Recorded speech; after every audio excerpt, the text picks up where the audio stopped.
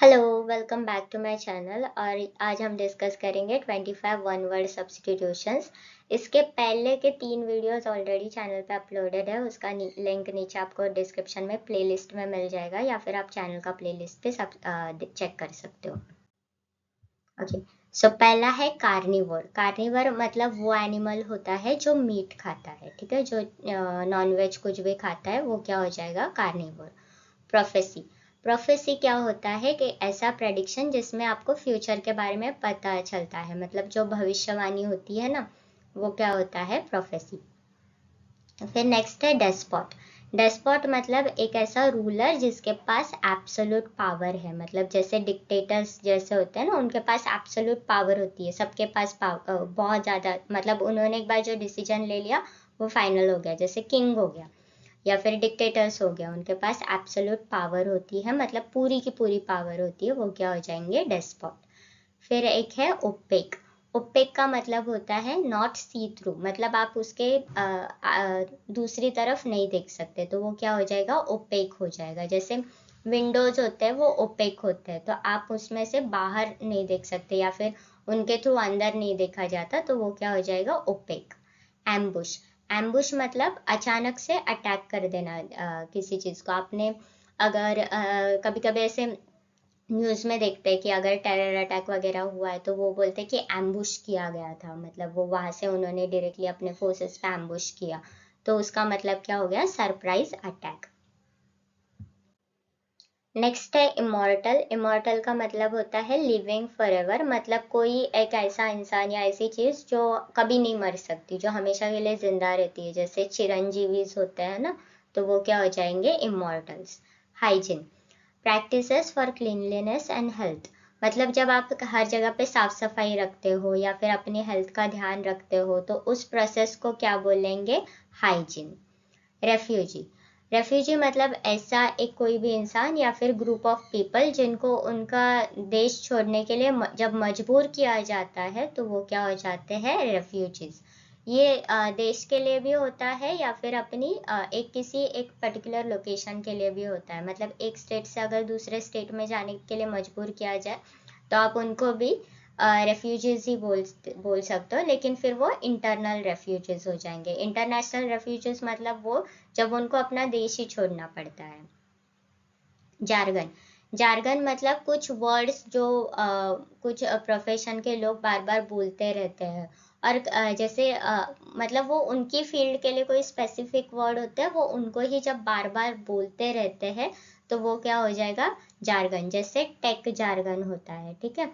तो अभी जब भी आप किसी ऐसे अनबॉक्सिंग वीडियोस अगर आप ऐसे देखते हो, या फिर कोई भी ऐसा टेक चैनल आप खोल के देखो जिसमें वो एक आपको माउस दिखा रहा है या कंप्यूटर दिखा रहा है, तो वो बार बार ऐसे ऐसे वर्ड्स यूज करता रहेगा। जैसे अगर आपने किसी लैपटॉप का देखा तो फिर वो उसमें रैम बोलता रहेगा, इसका वो फ्लेक्सी ग्लास, कुछ ऐसे अजीब अजीब वर्ड्स यूज करते रहेंगे जो स्पेसिफिकली उस चीज से रिलेटेड है, तो वो क्या हो जाएगा, जार्गन। पैरोडी। पैरोडी मतलब ह्यूमरस इमिटेशन ऑफ समथिंग, मतलब जब मिमिक्री करते हैं ना किसी को, तो वो भी एक तरीके से पैरोडी ही हो गया।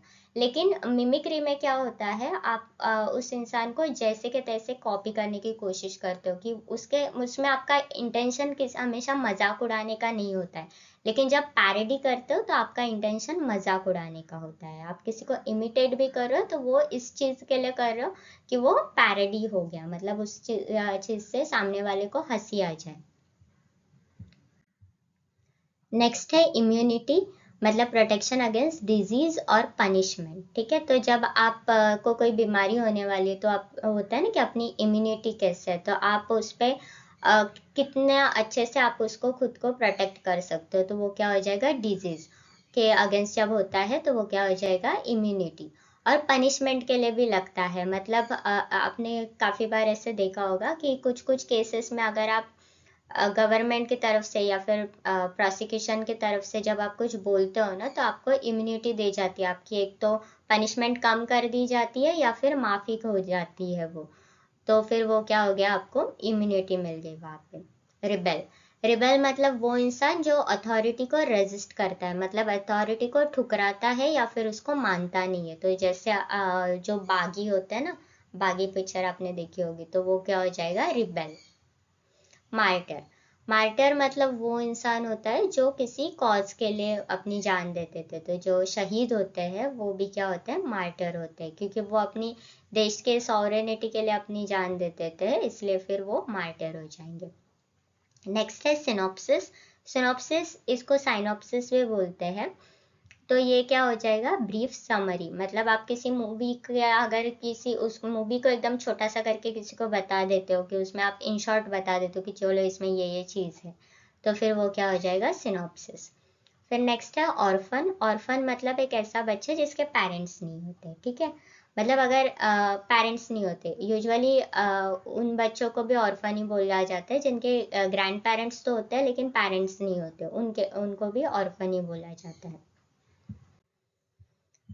फिर नेक्स्ट है एपिक। एपिक मतलब लॉन्ग पोयम जिसमें हीरोइक डीड्स के बारे में बात की जाती है, जैसे रामायण हो गया, महाभारत हो गया, तो ये सब क्या हो गए, एपिक्स हो गए, क्योंकि वो बहुत लंबी लंबी पोयम्स है और उसमें किसी एक हीरो के बारे में बात की जाती है, जैसे अर्जुन के बारे में बात की गई है या राम के बारे में बात की गई है, तो वो क्या हो जाएगा, एपिक।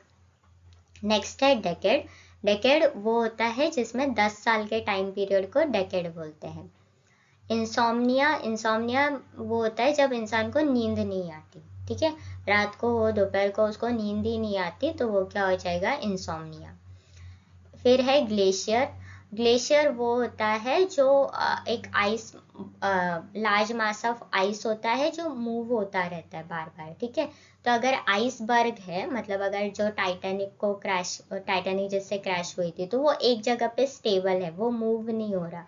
लेकिन जो ग्लेशियर है वो आइसबर्ग के जैसा ही होगा, लेकिन वो मूव होता रहेगा, मतलब एक जगह से दूसरे जगह पे जैसे जैसे पानी उसको बहा के लेके जाएगा वो बह जाएगा। अनोनमस। अनोनमस मतलब वो होते हैं जो अपना नाम नहीं बताते या फिर जिनका नाम किसी को पता नहीं होता, तो वो क्या हो जाएगा, अनोनमस। नेक्स्ट है हेजी। इसका मतलब होता है क्लियर या ट्रांसपेरेंट नहीं होता। तो जैसे मिस्टी या फिर जब फॉग होता है तो देखो उसको हेजी क्लाइमेट भी बोलते हैं, जब आपको आगे का चीज ठीक से दिखाई नहीं देता, तो वो क्या हो जाएगा, हेजी। नेक्स्ट है एंथोलॉजी। एंथोलॉजी क्या होता है, कलेक्शन ऑफ लिटरेरी वर्क्स। तो किसी अगर बुक में काफी सारे पोयम्स है तो वो क्या हो जाएगा, एंथोलॉजी। कोई बुक है जिसमें काफी सारे शॉर्ट स्टोरीज है, तो भले ही एक राइटर के हो दूसरे राइटर्स के हो उससे कोई फर्क नहीं पड़ता, लेकिन जब काफी सारे लिटरेरी वर्क एक ही चीज में यूज किए जाते हैं एक ही बुक में, ठीक है, तो और इसमें ये भी जरूरी नहीं है कि राइटर अलग अलग से हो या फिर पोयम्स हो या जॉनरा हो, किसी भी शॉर्ट स्टोरी हो, अलग जॉनराज भी हो सकते हैं, लेकिन जब इन सारी चीजों को एक ही बुक में कंपाइल किया जाता है ना, जब एक ही बुक में लेके आते हैं, तो वो क्या हो जाएगा, एंथोलॉजी। नेक्स्ट है पैरासाइट। पैरासाइट एक ऐसा ऑर्गेनिज्म होता है जो दूसरों के ऊपर जिंदा रहता है, ठीक है, मतलब वो खुद से कुछ नहीं कर सकता, उसको दूसरे लोगों के ऊपर वो पूरा डिपेंडेंट रहता है, कि तुम्हें मुझे खाना खिलाओ, तुम्हें मुझे यहाँ से वहां लेके चलो, तुम्हें मुझे संभालो, तो वो क्या हो जाएगा, पैरासाइट। नेक्स्ट है कार्निवल। कार्निवल मतलब एक ऐसा फेस्टिवल जहाँ पे एंटरटेनमेंट होती है या परेड्स होती है, ठीक है, तो जैसे ब्राजील में कार्निवल होता है कि जहाँ पे लोग बड़े बड़े कॉस्ट्यूम्स पहनते हैं और एक रैली निकालते हैं, ठीक है, तो फिर वो क्या हो जाएगा, कार्निवल हो जाएगा, जहाँ पे आप कोई मजे के लिए परेड वगैरह निकालते हो। नेक्स्ट है पेट्रियट। पेट्रियट वो होता है, एक ऐसा इंसान को बोला जाता है जो अपने देश को प्यार करता है और उसको सपोर्ट भी करता है। Okay, so that is it for this video. I hope आपको अच्छा लगा। अगर अच्छा लगा तो प्लीज़ इसको लाइक करना, कमेंट करना, चैनल को सब्सक्राइब करना और अपने फ्रेंड्स के साथ भी इसको शेयर करना। Thank you.